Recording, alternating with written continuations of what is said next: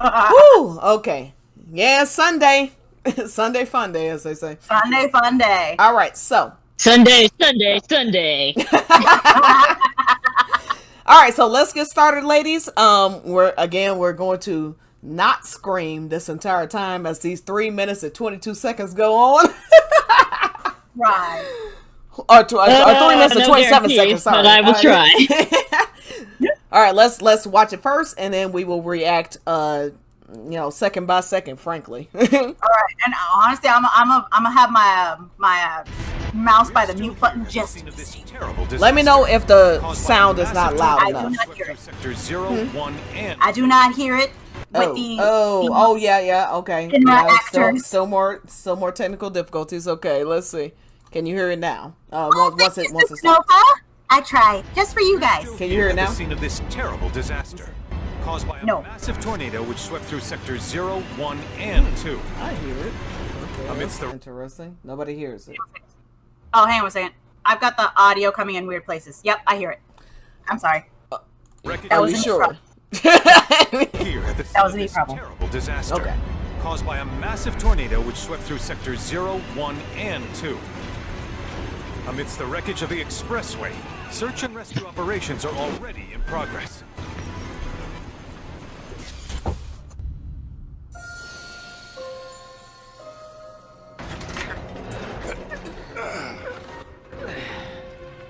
Wow. Just look at it all. It's so green. Even after everything we've done to it, it's still going strong. It may look that way, but in reality, it's barely hanging on. I was wondering, what's Cloud been doing these past 5 years? Where's he been? And you're asking me this? This is gonna sound crazy, but as far as I know, Cloud was never in Nibelheim 5 years ago. The life stream. It is the very essence of our star. The blood coursing through its planetary veins.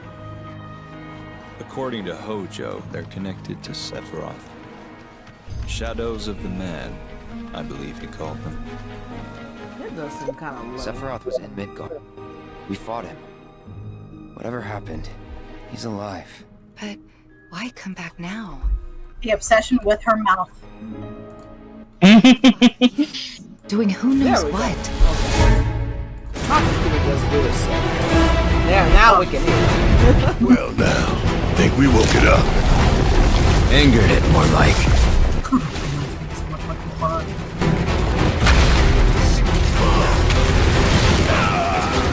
Feast your eyes on the Turk's latest and greatest, Elena. She may be new, but she's still a Turk.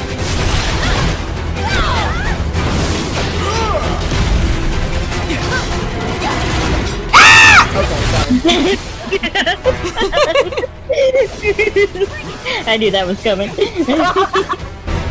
I just can't stop smiling. Junon! Oh my god.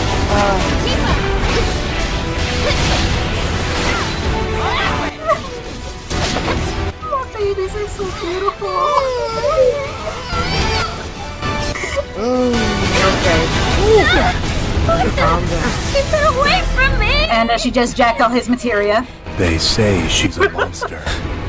That she can peer inside you, into the very depths of your soul.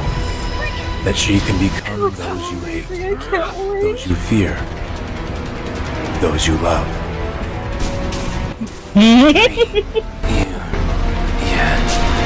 You murdered my dad! You burned my village! She knows that I killed her. So, who is she?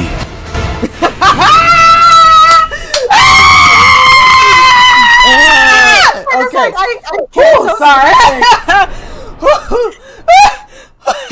I have memorized that. Okay, so. Whew, okay, it's oh my god! Never gets old. Like I'm keeping Never. calm. I'm still shaking! Oh my god! Whew. Okay. Oh my gosh. Dude, Northern Crater is going to destroy us. Destroy and us. all the best ways. Oh my god, where do I even fucking begin? Oh, excuse my language. I'm sorry, YouTube. You got to deal with it. I'm making money off this shit anyway. I don't give a fuck. But oh my gosh, it's just so beautiful, and I can't wait. Okay. We're gonna have to take this bit by bit. So I'm gonna play the Shinra news report. Sorry, I spilled stuff as I was trying to drink my water. Okay, so let's start with the analyses of So, and again, this may contain content inappropriate for children because I'm going to do a lot of cursing. Okay, I've been okay with children. Like, I am not child friendly. Yeah, absolutely. I mean, it looks like I can feed a bunch of children, but I ain't going to. Nope. All right, so news report first. Okay. Wait until the end. We're still here at the scene of this terrible disaster, caused by a massive tornado which swept through sectors 0, 1, and 2. Amidst the wreckage of the expressway, search and rescue operations are already in progress. Okay. I've got so much to say about this one because a lot of the theory crafters they're missing the mark by so much. Okay, okay. I will defend them. I'm gonna let y'all take this one. Hold on. Right. Okay, let me defend them for a slight minute because this one even got me for a short period of time. People who listened to my yes, it did until Rydia pointed, and I blame the fact that I was like not really thinking things through clearly. I was just like all on board the hype train, you know, and I was not using my critical thinking. I was just reacting to what was on the screen in front of me, and I was like, okay, wow, okay, Tifa's dead, Barrett's dead, Aerith's dead. Well, this doesn't make any sense unless, you know, okay, maybe there is some other alternate timeline with Zack. You know, maybe I was wrong about this, but then. After, again, critical thinking, and you're sitting there thinking common sense, oh yeah, this is a Shinra broadcast. Of course they're full of crap. Why would I believe something from a Shinra broadcast? Yeah. And then I'm sitting there thinking, oh yeah, and I get full props to Rydia for pointing this out initially to me, and I was like, oh yeah, that makes perfect sense. Is that Shinra is the master of propaganda.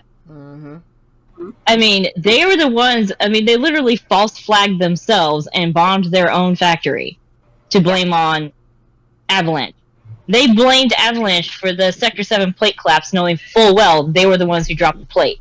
They're the ones who repopulated Nibelheim, rebuilt the town from the ground up, and populated it with their cronies in order to make people believe that oh, it was a big cover-up. So if a company that would engage in that, of course they're going to put body doubles in there and say, oh, look, they're not going to go out and broadcast, oh, yeah, Avalanche escaped our grasp. They're off running off. Yeah, like, how would they look at that? And another thing, too, is that, and people are like, oh, well, what about Red 13? What about Red 13? Red 13 has been inside Hojo's laboratory for who knows how many years.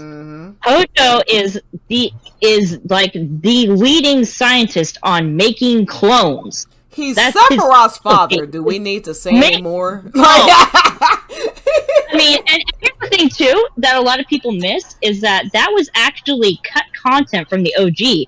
In the original, there was actual there was a plot line or whatever where you would actually encounter Red 13 clones in Shinra headquarters, but it was cut. So this very well could be a callback to that. Nice. You know, it's not the exact same thing, but it's definitely, if this is indeed a clone, which I think it is, just used as a body double to cover for Shinra, then yeah, there's a basis for it in canon, or at the very least, in cut canon, I should say. Yeah. Yeah. And what I found is, and on that tangent, when you really think about it, were a lot of the story points that have wound up on the cutting floor simply by virtue of Final Fantasy VII was released late. I mean, Square Enix pulled a Square Enix way back then. So they had to cut a lot of content. In fact, in OG, some of the areas you visit, they're 2D screens, like just a painting with mapping on it. It's not an actual 3D environment that you interact with. Yeah. Mm-hmm. So when I first saw the clip, I immediately knew fake news. It's not real. It's them. I mean, yeah, I hate to sound like Donald Trump, but like I immediately thought, like, it honestly, I didn't even, when I saw the trailer happening, I was excited and I was screaming, but not because of what the hell was going on with that first part. I was like, it says Shimmer News Network in the bottom. I don't believe anything I'm saying. and then you see the Sephiroth feather, and you're like, okay, like, yeah, I'm not believing this shit at all. I do not buy into the timeline theory. So, or the alternate reality theory. It's possible, but is it probable? No. There's no such thing as an absolute 0 or an absolute 100. But when you really think about it, we've already had the precedent set. Within the first few chapters, I think chapter 2 and chapter 3, you have Cloud literally saying that the news is a Shinra mouthpiece. It's propaganda. Cloud says out of his own mouth. So you know, Rufus, yes. So Rufus comes into power, right? He's coming into power post disaster. He was prepared to do some patricide, but he already had his story made. So he already had his disaster. So it's just like, you're coming into power. You've got all this disaster. So the people, the general population is going to have, they're not going to have a lot of faith right now. They're going to be scared. They have questions. 2 reactors have gone. The trains aren't running.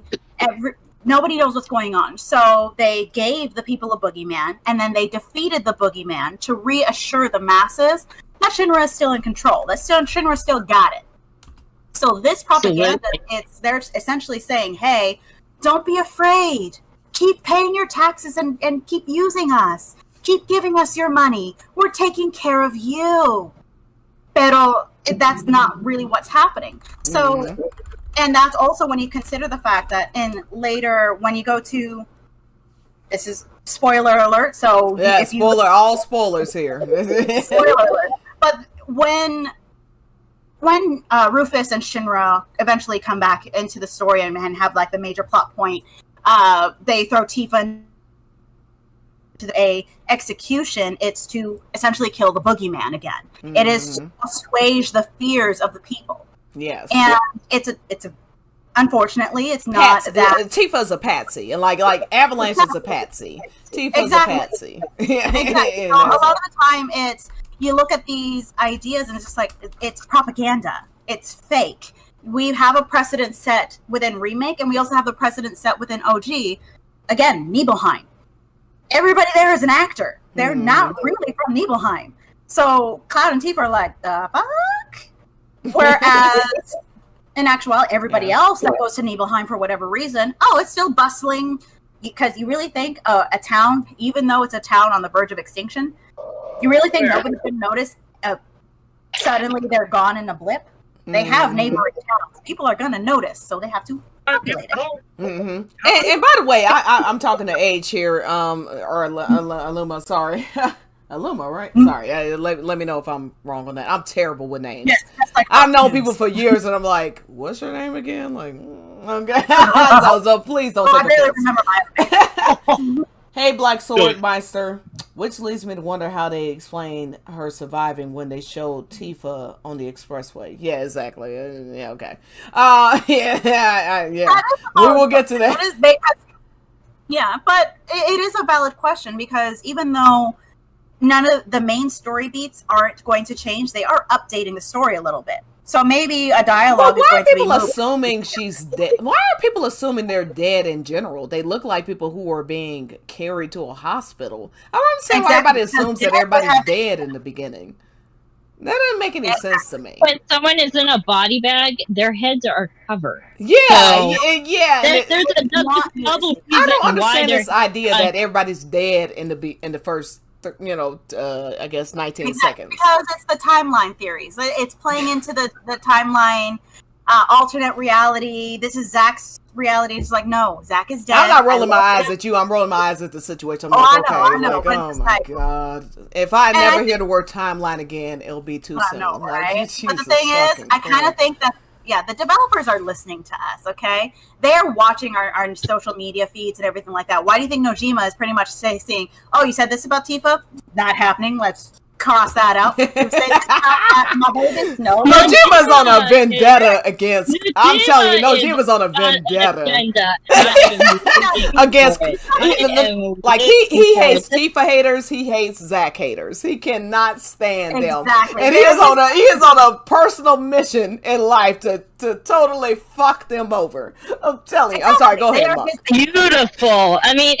And the thing is so funny too is that, you know, I don't think a whole lot of people are aware of this interview by Nojima, because this was several years ago, like before the remake project and everything, where he admitted that, yeah, he is petty and he doesn't like being pushed around and stuff like that, and he has a tendency to dig his heels in. I'm like, he sounds like Nomura in this interview. Nomura and Nojima cannot stand them, and I won't say who they are. No, but they both love Tifa. That at the very least, they both love Tifa, and we know that Nojima loves Zack because he made Zack, okay? And he cannot stand these bitches talking shit about his favorite characters all the time. Exactly. And so because they're listening, they are molding these trailers to us. So they are giving a false sense of legitimacy to these timeline bros, because like, oh, we're gonna keep stringing you along because you actually do spend money on us, so we're gonna tease you a little bit. Oh yeah, this ain't about the theory bros. I wasn't talking about them. I went into a tangent about well, no, you're not right into the same thing. They are listening to us, so when they create this trailer, it's just like, I see you. Oh yeah. Oh, I see what you're saying. Yeah, absolutely. I think, and like we've been saying for a while, like they're going to make us believe in everything and nothing at the same time. Like we're gonna believe, they're going to toss everything at us in these trailers. The next trailer, I would imagine, is going to be a lot of Zack, Aerith, fate changing, Cloud trying to stop Aerith from dying type stuff, all that stuff. I think it's going to be in the next trailer. They're going to want us to believe that, I mean, like they're going to play into a lot of stuff. They are, because it's going to keep us on because again, everyone knows there's no such thing as an absolute 0 or an absolute 100 when it comes to probability. So they are going to tease us and make us think, well, maybe it's a little bit of gaslighting. Just like, I know they did this, but what if this change is a little bit more than what I thought it would be? And then it's just like, so they're playing with us. Yeah. Like, in a good way. In a good way. I'm not against it. I'm not against it. I love everything about how they staged this trailer, even when you take into consideration some of the tweaks that the English version got. But I love how everything has been staged, so even if some of the dialogue is changed, which you're going to see me complaining about that a little bit more later on, it's still very much they know what they're doing. So visually, the storytelling is still immaculate. Magnifique. Just beautiful. Even with the fake news. Sorry, not Moke. But yes. What do y'all think about this feather? Because I call it the Sephiroth feather, but I actually don't know. So I should actually not call it the Sephiroth feather before. Y'all have any thoughts on the feather? I do. Like, my working theory as of right now is just that, remember, Sephiroth, his consciousness is beyond himself. So while his physical body is within the northern crater, he is still masterminding and doing some mind meldy nonsense. So I kind of feel as if this is him watching everything. Like, Midgar and everything is a chessboard, right? He is playing chess. So he is analyzing everything that's going on. So almost in a way, we are looking at Midgar and everything through Sephiroth's eyes, Sephiroth and Genova. So remember how the now proven theory that in OG, up until Cloud gets his autonomy back, we are essentially Genova controlling Cloud. Yes. So in sense that we are having that control removed from us, that control is now being put by putting us in Sephiroth and Genova's perspective. So we are sharing their omnipotence. So while, for example, while Cloud and Tifa, don't know what's going on. We are omnipotent because we have access to this information. We have dramatic irony. Like, exactly. We know the whole situation. They don't. And I think that's what people aren't understanding. It's like, no, it's not a mystery to us anymore. We know that Cloud ended with Tifa. We know that Cloud is not really a soldier and all this other stuff. Like, we have a lot of dramatic irony on our part. The point is, the characters don't notice. Exactly. So while we're screaming at the screen, yes, yes, you know, very much a.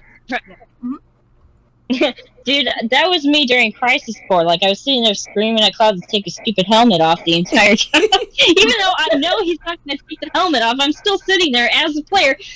Take your freaking helmet off! Take the helmet off! Oh exactly. My God. Like when we got to the end of Crisis Core, again, like, I know what's going to happen, but I'm screaming, leave him alone! I'm like crying and shit, just like, leave him alone! You're desperately trying to fight at the end of, like, no, he's going to live this time! No! I mean, like, I was holding on. I was fighting for dear life. So even literally though we have the benefit of knowing what's going to happen, I know I must try. I must protect my babies. Oh my God. Okay, okay. I guess we should go to the next 20 seconds of this. Oh my God, such a good trailer! Ah! Okay. All right, let's get to the next portion. Okay, I'm ready. Well, let's talk about this real quick. The unknown journey continues. What do y'all perceive that to mean? Do y'all even care? I don't know. I'll let Monk go first. That to me is that to me is clever marketing. Because I mean, anyway, it is an unknown journey, especially to people who haven't played the OG, and even to us OG players. You know, we are essentially being told the story anew. Like, and by anew, I don't mean like weird timeline crap. I mean it's the same story, but it's being told in a fresh new way, where everything is. And yeah, they are taking a few little liberties here and there. You know, with their expansion, they're adding a lot of new stuff into it, and that in and of itself is shifting the story in certain aspects. Yeah, and it's also it's not even necessarily the unknown journey for us. It's an unknown journey for Cloud and Company. The ones who have no idea where the hell they're going. Or as Cloud says in the Japanese, Cloud, Tifa and Company. He's like Tifa. Oh, I forget exactly. Oh damn, I forget what the phrase is, but yeah, he always says Tifa and Company instead of like yeah. Tifa Tachi, yes. I will start my Japanese lessons proper next month. Hopefully by then my lightning strike nonsense will be done soon. Yes. And I also want to say, I forgot real quick. There is another theory I have about the beginning. I think because you notice that it closes in on Aerith's face before it snaps off and does the Sephiroth's feather thing. Let me go back and show y'all real quick. So notice that like it's just showing a broadcast and then it closes in on Aerith's face.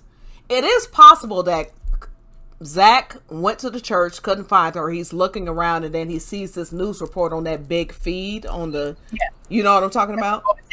Yeah. That's possible. That's possible. And again, I still don't think it has anything to do with timelines, but he's a spirit for Aerith. Well, yeah, and this is what like if like Sephiroth and Jenova are manipulating the real world, right? The living world. What's to say that they can't manipulate the live stream world? You know, people who saw because Sephiroth is a soul that has not rested, right? He hasn't joined the live stream. He refuses to. Yeah. Aerith had not joined the live stream, at least up until having children. She's not in Dirge of Cerberus, so we can't say, but she hasn't joined it up at least till then because she knew that Sephiroth was a threat. Yeah, she maintains her sense of self, so she is part of the live stream, but not absorbed into the live stream. Exactly. It's like the River of Styx. I mean, what I'm named. I don't know if anybody knows. The Stygian is of the River of Styx, dark black. That's what it means. And so, like once you actually join, I know all about the River Styx. Yes. Once you actually join it, like Afana has joined it. Everybody, all the other sectors have joined it. That's the reason that Aerith is the only one left to do anything. Exactly. And Trace the Two Pass, Clay had not joined the live stream yet because he had not realized he was dead. I mean, it's hard not to see these parallels between Elmira's story and Aerith's story because Nabua said he gave two different accounts. He was like, well, didn't he give two different accounts, Monk? Maybe you can help me out with this. I think he said at one point that Elmira's she was waiting on the train for Clay to come, Clay to come back, and he never did. And then he also said that Aerith was waiting on Zack to come back, but he never did. Like, exactly. The parallels are too obvious here. You know what I'm saying? I kind of look at it the same way, especially when you could take into consideration how, like, let's give credit where credit is due. Zack is an extremely strong spirit. Mm-hmm. So he would continue to wander until he found his soul will not rest until he finds Aerith. I strongly believe that. So if we are to look at this through Zack's perspective, like he's the one watching the news, it would essentially be his spirit looking for Aerith. Yeah. Which this is where I become a theory crafter. I genuinely believe that when Aerith finally passes, he's going to be the one to collect her soul so she doesn't have to cross over by herself. He's not going to rest until he reunites with her. Oh, don't get me in my Xerath feels out here, bitch. Don't do this to me. Oh my god. I'm sorry. He's what gonna is be wrong with you? What is wrong with you? I know. What's happening here? Are you trying to get me in my Xerath feels right now? Like, what is happening? I know, and you got your makeup on and shit. I know. I just say, yeah. Oh my god. But yes. So it is possible that what I was getting to is it's possible that Sephiroth is manipulating Zack's world, so to speak. You know what I mean? To make him believe that this stuff is happening to distract him from helping with the cause of stopping him. You know what I'm saying? Yep. That's also, look, hey, if there's a theory that Tifa can be dead, why can't I theorize that Sephiroth is manipulating the live stream to fuck with Zack? Exactly. I mean, I'm just saying, Tifa's dead. Imbalance in the live stream or in the afterlife, so to speak. So it is very easy to make that. I would say it's a much more valid argument that Tifa is actually dead. I'm just gonna throw that out there. Exactly. So in addition to that, it's just we have these two, and the thing is, both of those things can be true at the same time. Especially when you look into Shinra's history and their playbook. And then you also take into consideration, I don't think they're the ones watching the news. Neither of the Avalanche team has a phone at this point. No, they don't know anything going on. Mm-hmm. So Zack could be our proxy in order to experience that scene, so that we experience it through someone. So yeah, maybe Zack is still playable, but he is not alive. Mm-hmm. Yeah, and we do have instances of the dead not crossing over because we have Cosmo Canyon. There is already a precedent for souls to not cross over. And with Sephiroth, and with Sephiroth making a mess of everything, it's probably for the best. Well, I'm just saying, they see Sephiroth every corner. He's dead, not kind of dead. Okay, like so. Just hashtag saying. But anyway, okay, well, we've only gotten on the first 20 seconds of this. Okay, we've got to get to the next part. We got so much story in just this little bit. Yes. 7 seconds. And it is an unknown journey because they haven't been on it before. This is not a replay of the timeline. Nonsense. It's so green. Even after everything. My baby looks so beautiful. It's still going strong. It may look that way. Oh, it's so beautiful. But in reality, baby's it's barely hanging on. And don't judge his triangle nose. Now here, I have mixed feelings about this part because, like, I can't tell if Aerith is trying to just be positive or if she's being naive, because she's like, oh, look how green everything is. It's like, yeah, it's going strong. And Red has to come in and he's like, yeah, but this is just the surface. Like, look beneath the surface. I don't know if he's being a Debbie Downer. I don't know what's going on. You know what I'm saying? But it feels weird. I'm like, Aerith is supposed to be the last Cetra. She's, you know, she's supposed to be in tune with the planet, but she's like, oh, look how green everything is. Everything must be fine. That's how I kind of took this. This is my working theory with regards to that statement. Because yes, even though she is in tune with nature, she doesn't know her worldview is very small. She doesn't know what it's supposed to look like. Mm-hmm. Yeah. So, like, even we don't know what it's supposed to look like. See, this to me is beautiful.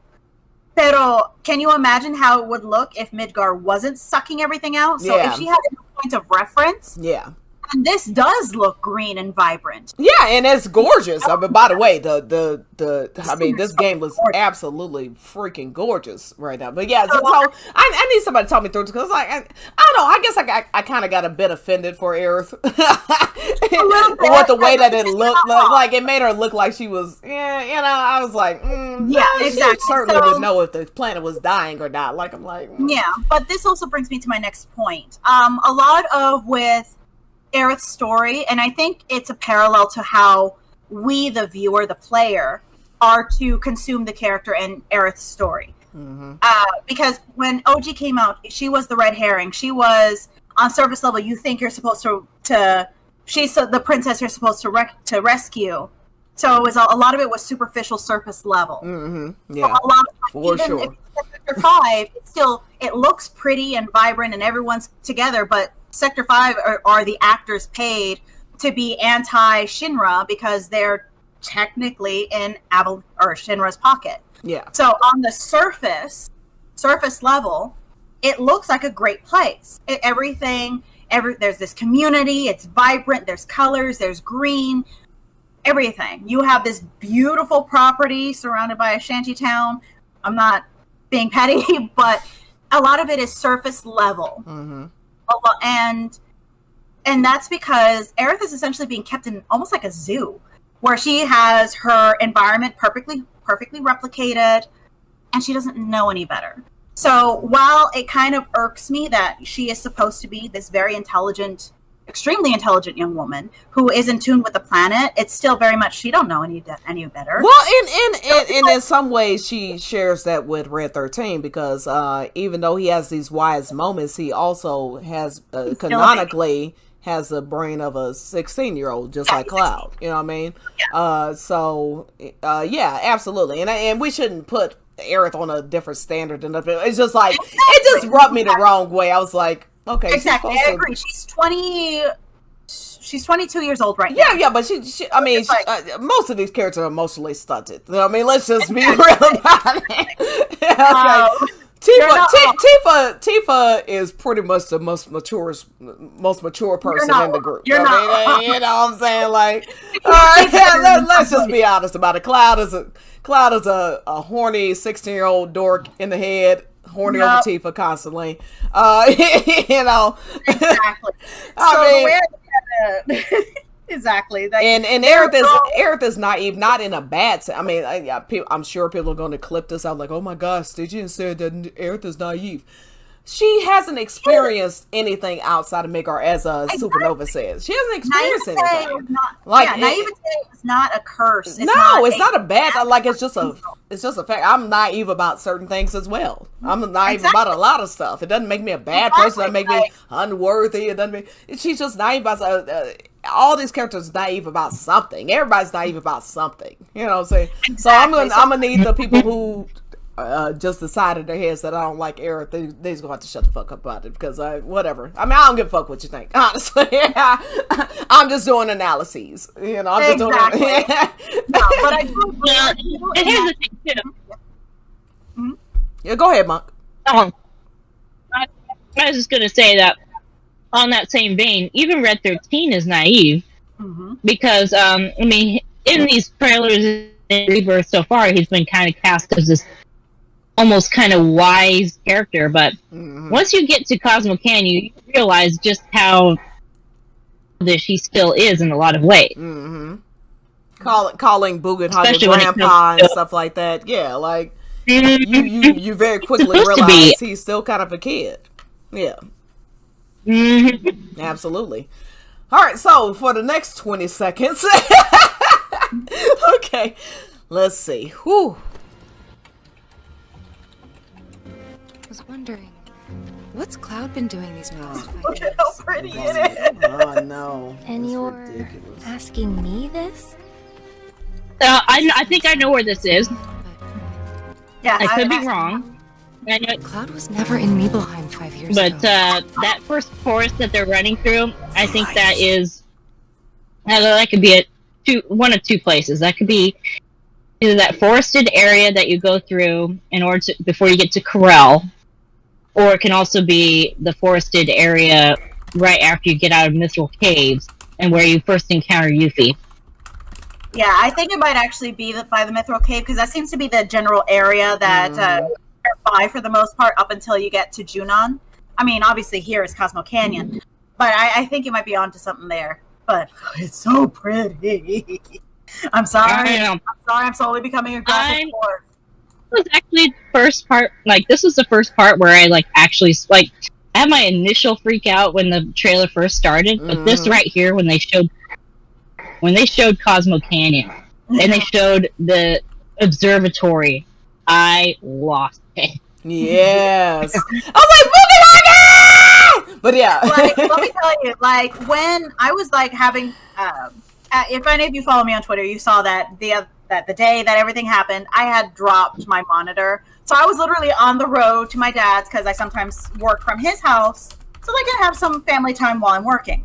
So I'm driving, and then the trailer starts. I'm pulling over on the interstate, and around here was. I'm surprised nobody driving by looked into my car and thought to call somebody, thinking I was having a conniption or something. Absolutely. Absolutely. God. Yeah. So, real quick, I don't really have anything to say on this other than no, because this is the part that I was trying to fix my audio. Sorry. This is the part where Tifa reveals to supposedly Aerith. We imagine it will be Aerith. Obviously, it could be disjointed dialogue, but we're going to assume it's Aerith for now. That Cloud was never in Nibelheim 5 years ago. And she's gotten some shit for this. And I am feeling well, before I go into my ranty stuff. Yeah, because I'm going to attempt to have a positive note before I get into my ranty stuff here.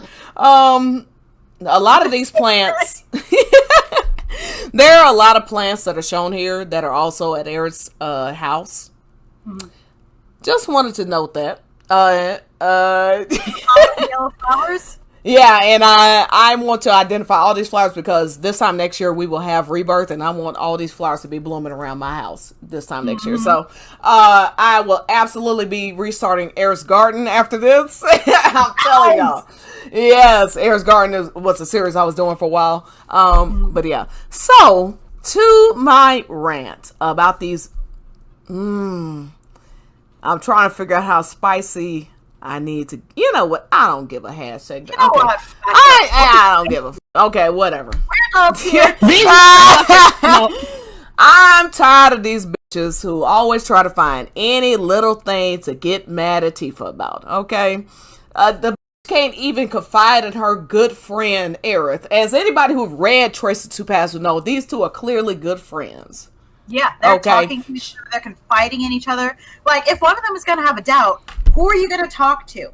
And Aerith wants to talk to, and Aerith has not opened up about Zack to anybody other than, I mean, she kind of broaches the topic with Cloud, but other than that, she has not talked about Zack to anybody, and she wants to open up to Tifa.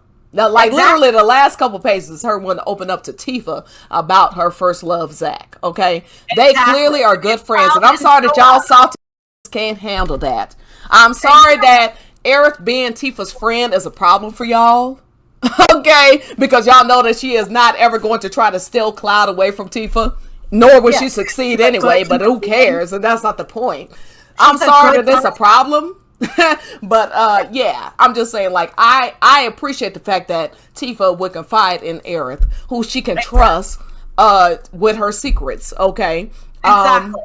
And this is another instance. Oh Lord, I'm sorry, I got no, you're perfect because I'm right there with you. The way I look at it is this way.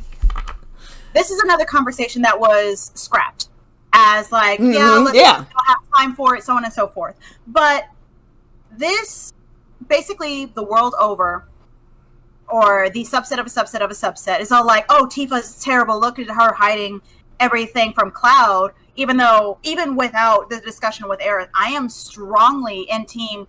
Yeah, if you're not sure, don't say anything. Exactly. Because why make trouble when you're not even sure? But in addition to that, it's that conversation being added back into the game is because we have so much Tifa slander. We have like, oh, she's a bully or she should have said anything. But no, now the culpability is shared because Aerith is telling Tifa, or if we get the rest of the conversation, Aerith is going to be the one telling Tifa, yeah, don't say anything. You're not sure, and like you said, that was actually a conversation that was going to happen in OG. Of course, these dumb don't know that, but whatever. Of course, but it boils down to it's just like, Tifa, she has no friends. Or she does have friends, but she doesn't have a girlfriend. Friend. She doesn't have like a confidant. Yeah, Jessie wasn't that good friend. She was not a good friend to Tifa. No. Tifa is starved for that feminine connection, that friendship. Because the friendship between women's friendships, despite what media wants us to believe, yes, we do have women that deserve to be kicked in the tit, but for the most part, the friendship between women is sometimes stronger than the relationship you have with a significant other. Mm-hmm. A lot of women, they have that one friend that you can tell anything, everything. Well, I just think because the relationships are different, and in this particular scenario, to get it back to the topic, Tifa knows that she doesn't remember a lot of what happened that day. Yeah, and she knows that she didn't see Cloud there, but Cloud's memories of it are so vivid, and he's explaining so many things that he couldn't possibly know unless he was there, that she doesn't know how to process it. You know, like, it makes sense to people who aren't just out for Tifa, out to just hate Tifa because she gets to ride Cloud's dick. You know what I'm saying? Like, it is what it is. Whatever. Exactly. What it really boils down to is, of course, Tifa's going to talk to Aerith. I mean, yeah, she's close to Barrett, but Barrett, he's still a little bit of a hothead. So what's to say Barrett won't eject Cloud from the group if she broaches the topic to Barrett? Well, I don't think it's even that.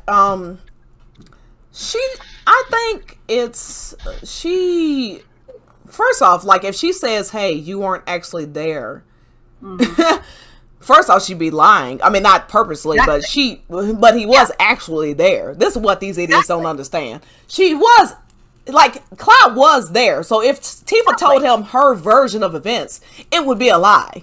Well, it's just like, technically, if she did say, and so I've used the word idiot multiple times, but that's the only word I can come up with when I see this stuff all the time. I'm just like, oh my god, like, you're being idiotic at this point. Like, if you know the full story, I'm not talking about people who don't know the story, but if you know, like, but the only people that could be bringing this up are people that actually know the OG story. So if you know the OG story and you still are claiming that Tifa was a liar because she didn't talk to a mentally ill man and be like, hey, nothing you believe is real, even though I don't even know the actual truth, you're a fucking idiot. I'm sorry. I'm done. Okay.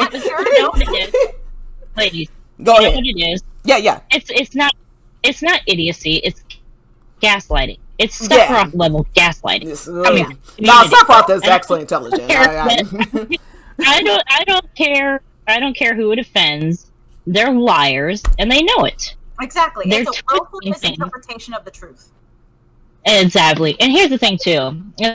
It's like, what is Tifa supposed to do? Say, oh, here, Cloud, you're actually full of crap. You weren't there in Nibelheim. Here, let me help you question your entire existence, because that'll help. Exactly. And that's exactly what Sephiroth did in Northern Crater, and he snapped. So what the hell do they think would have happened if Tifa had done the same thing? Whose opinion he values even more than his own. I was rewatching the Northern Crater stuff yesterday. He says even when I doubt myself, as long as you don't, I'm fine. So what do they expect if the woman who he has joined the army for to impress, not anything that she's even asked him to do, he just wanted to prove himself, to be able to like to prove that he was capable of being her hero, basically, being her protector. If the woman that he was ready to die just to impress says to him, hey, nothing you believe is real, what do you think is good? But see, they can't acknowledge her, and this is gonna go into the rest of this trailer, because they can't acknowledge her part in the story. Yeah. Because even just to say that he even likes Tifa, they know that no other woman stands a chance. Okay, like that's why they have to pretend that Tifa was his biggest bully and he hates her, and we all know the clown that said that he would be justified in burning down Nibelheim, and maybe he'd save his mom. Because he got bullied by a couple of boys that wanted Tifa when he was 9. Like, are you serious? Like, Cloud Strife would burn down his village because he got bullied when he was 9? Like, that's the kind of character you think he is, and then you're a fan of Cloud? That's the story of these kids hang on, let me rephrase Lord this. have mercy. So, this is a spicy ass string going on. Essentially justifying school shooters, just exactly. Oh, well, you were justified in shooting up the school because you lost. Yeah, because you lost a game of chess when you were 8. Like, what the? Okay, whatever.